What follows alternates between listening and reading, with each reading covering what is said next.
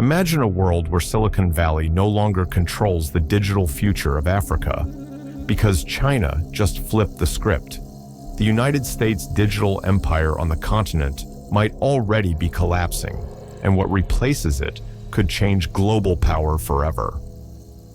Just 10 years ago, the US dominated Africa's digital landscape.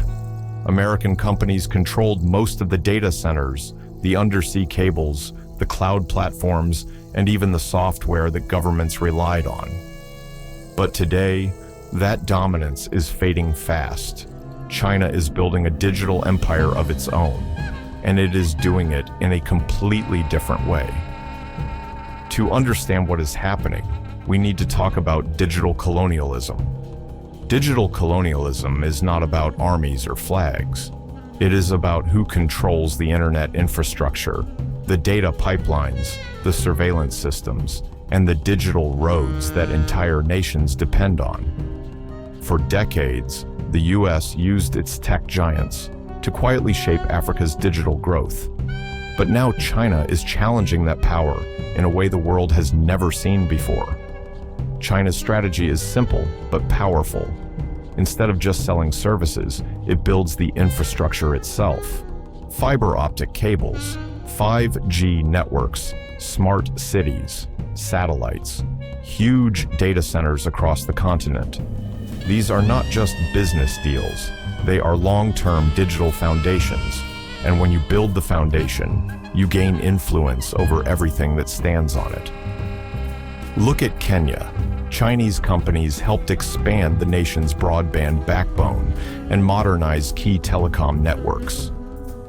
In Nigeria, China is helping construct massive data centers, giving the country local storage and processing power but under Chinese-built systems.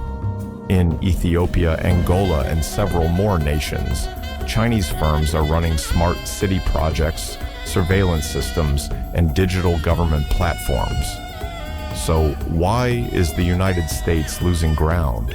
The answer is cost, speed, and politics. Chinese companies can build infrastructure faster and cheaper. China also offers loans and partnerships without heavy political conditions. Many African governments feel China treats them as equal partners, not as clients. Meanwhile, American tech companies often come with stricter regulations, higher prices, and slower timelines. Now, imagine the future. China could become the dominant digital superpower in Africa, shaping everything from internet access to government data security. Africa could also use this new infrastructure to leap forward, becoming a global digital powerhouse. Or a backlash could form as nations try to avoid becoming dependent on China. The next decade will decide which path becomes reality. This shift comes with risks and opportunities. Africa could gain faster internet, stronger digital independence, and a modern economy.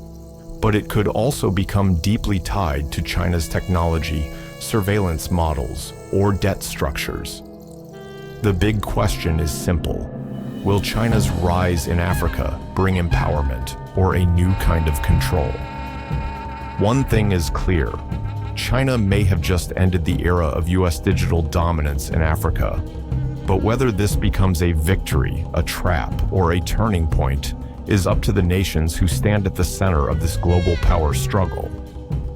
What do you think this means for the future of Africa and the world? Let me know your thoughts.